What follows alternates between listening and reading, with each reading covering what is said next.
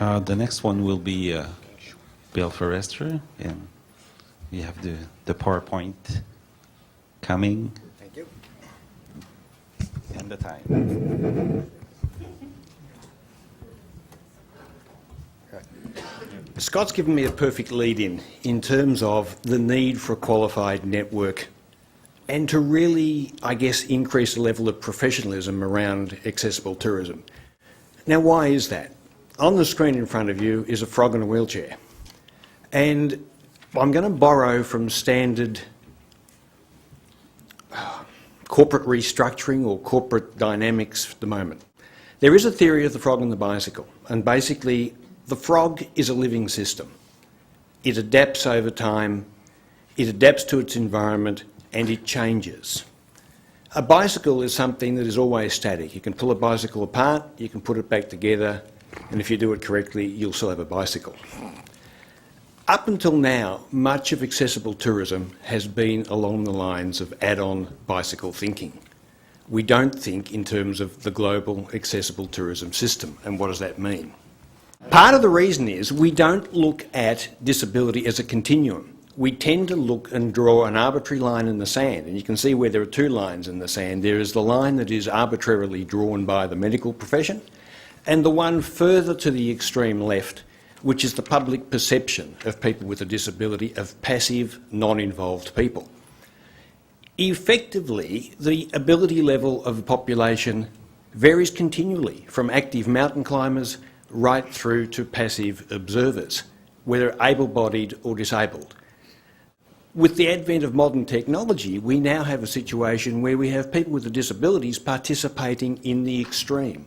The other important thing to note from a tourism industry is that it is used to providing high levels of care and service at both extremes. If you go on a mountain climbing expedition in Nepal, the Sherpa to client ratio is 4:1. We have an industry that is capable of providing the services, but as yet it hasn't adapted that to accessible tourism. The question is why? Too often, accessible tourism starts and finishes at the built infrastructure bubble. Every other tourism product starts with a customer need, a customer aspiration. Remember, tourism is like selling dreams. And the tourism industry is adept at fulfilling those dreams. But as yet, accessible tourism isn't built into the heart of the tourism development cycle. It's the add-on. We'll build a ramp and we'll build a bedroom. That keeps someone with a disability happy. It's not building an experience.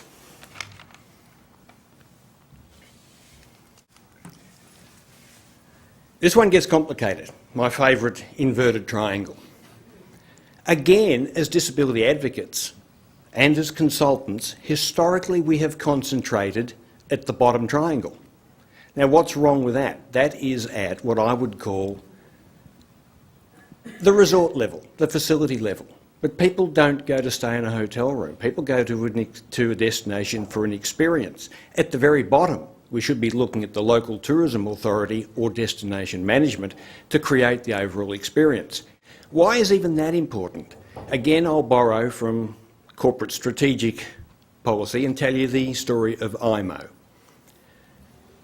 A few years ago, a group of Japanese scientists conducted an experiment with a colony of monkeys. They dropped food on the beach. After about a couple of days, one of the youngest monkeys decided that it was clever to take the fruit to the river, wash it and eat it, not to get a mouthful of sand. Because he was the youngest monkey in the group, it took 18 months for the entire collection of monkeys to adopt that innovative practice. When the same experiment was dropped in another colony and the alpha male was shown how to wash the fruit in the river, it took 20 minutes for the entire tribe to come through. Accessible tourism doesn't work unless there is leadership from the top, whether that be a national tourism authority down, and the reverse, the advocacy and the rights pushing from the bottom. We've got to stop concentrating on the bottom. We've got to stop concentrating on the individual resources, individual resorts, and the infrastructure and start concentrating on the fact that it's a product.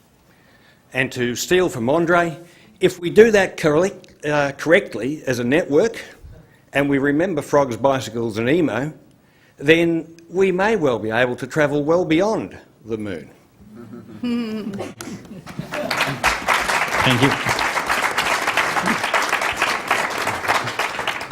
Thank you, Mr. Forrester. So again, a lot of things to discuss. So there's a number of areas to share information about.